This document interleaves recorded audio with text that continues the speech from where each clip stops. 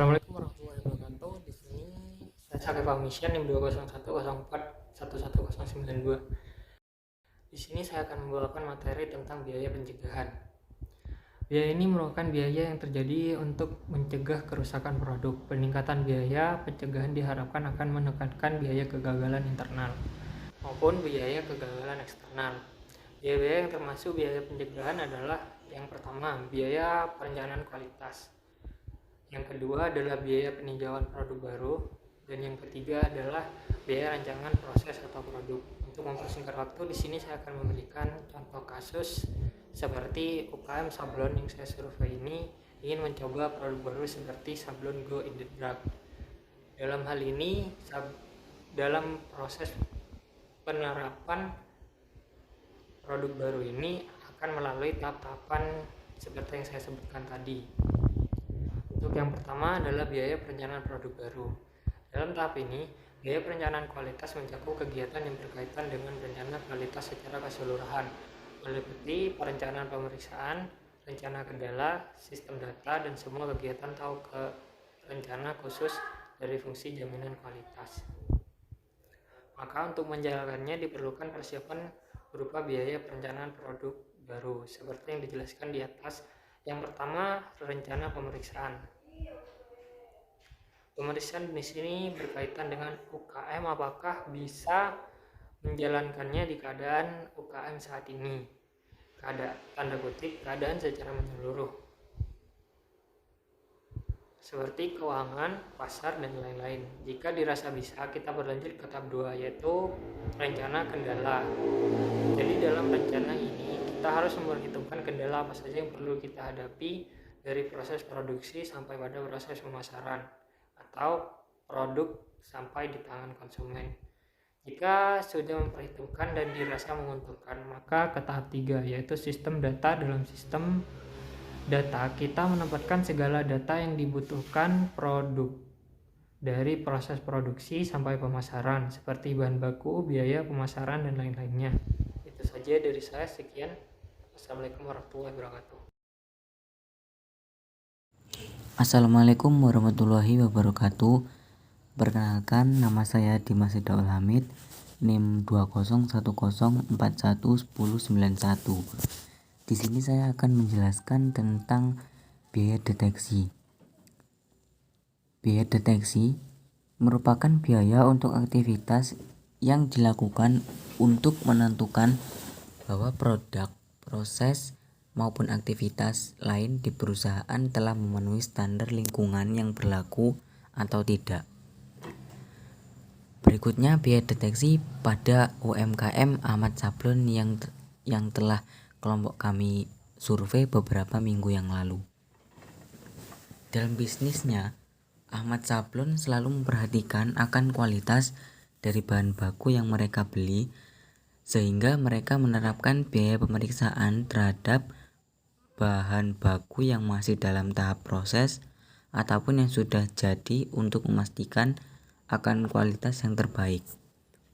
Diharapkan mulai dari biaya bahan baku sampai dengan biaya pengiriman apabila mengalami suatu kecacatan produksi, karena bahan baku yang diperoleh maupun pengiriman yang akan mereka lakukan itu bersifat tidak tetap atau bermaksud menyebar dari berbagai konsumen, sehingga diperlukan akan biaya pendeteksian secara khusus untuk menjamin pengiriman dengan sesuai harapan. Sekian dari saya, terima kasih.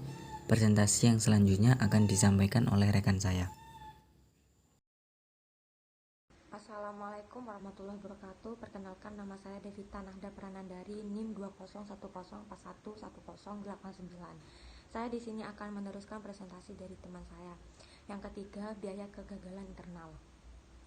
Biaya kegagalan internal merupakan biaya yang dikeluarkan karena rendahnya kualitas yang ditemukan sejak penilaian awal sampai dengan pengiriman kepada pelanggan. Biaya ini merupakan biaya yang akan hilang jika tidak ada cacat dalam produk tersebut sebelum pengiriman. Sumber lain mengatakan biaya kegagalan internal adalah biaya yang terjadi apabila hasil kerjanya gagal mencapai standar kualitas yang dirancang dan terdeteksi sebelum transfer ke pelanggan berlangsung. Biaya kegagalan internal terjadi karena scrapping atau pengerjaan ulang produk cacat atau kompensasi untuk keterlambatan pengiriman. Biaya kegagalan internal dapat dikelompokkan ke dalam kegiatan-kegiatan berikut. Yang pertama, scrap, yaitu biaya yang dikeluarkan untuk tenaga kerja pegawai sablon, material, dan biasanya overhead pada produk cacat yang secara ekonomis tidak dapat diperbaiki kembali. Yang kedua, rewok, yaitu biaya yang dikeluarkan untuk memperbaiki kesalahan atau mengerjakan ulang produk sablon agar memenuhi spesifikasi. Yang ketiga, material procurement cost, yang menyangkut tentang biaya tambahan disebabkan oleh personel yang mengenai baik penolakan barang maupun komplain kepada barang yang dibuat oleh karyawan sablon. Yang keempat, failure analysis, yaitu biasanya untuk menganalisis produk yang tidak sesuai dengan standar yang diinginkan dan untuk menentukan penyebab terjadinya produk yang gagal tidak sesuai dengan spesifikasi yang diinginkan. Sekian dari presentasi dari saya. Terima kasih. Wassalamualaikum warahmatullahi wabarakatuh. Assalamualaikum warahmatullahi wabarakatuh.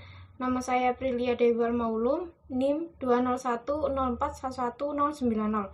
Di sini saya akan menjelaskan tentang biaya kegagalan eksternal atau external failure cost dalam UMKM Ahmad Sablon.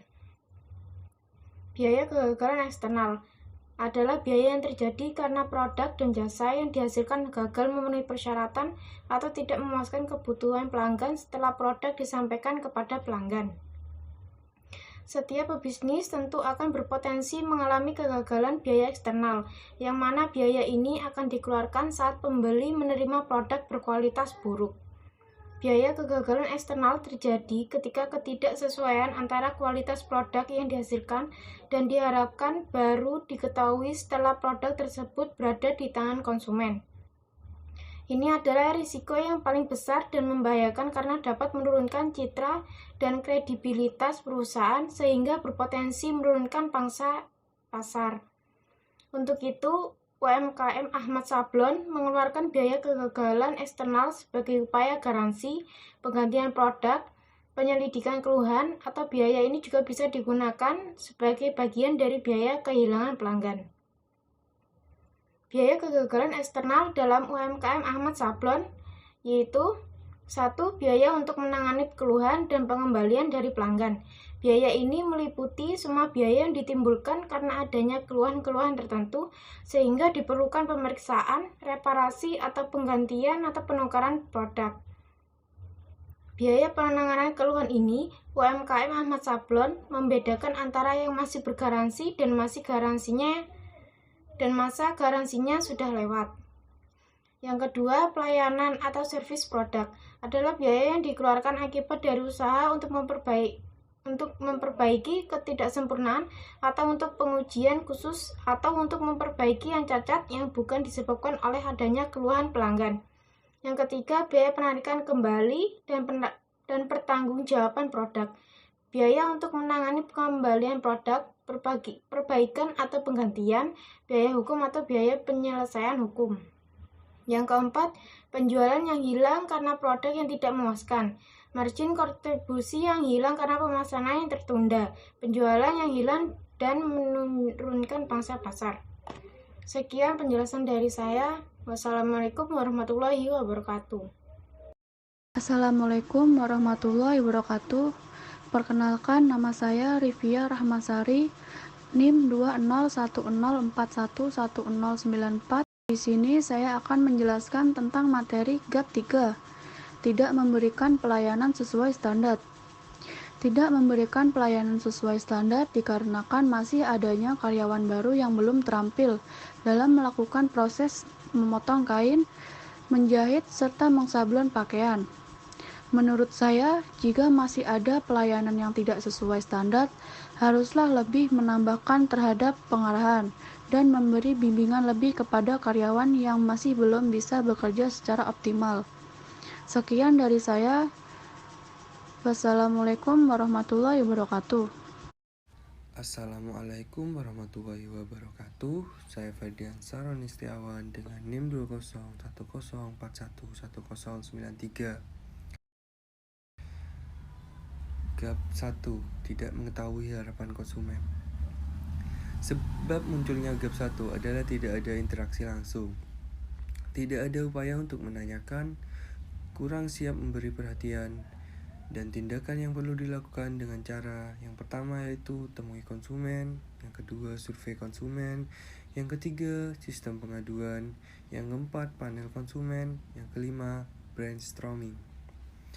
Ahmad Sablon itu sendiri. Gap 1. Tidak mengetahui harapan konsumen tidak ada. Karena pada Ahmad Sablon di sana berinteraksi secara langsung dan siap memberi perhatian yang lebih kepada konsumen.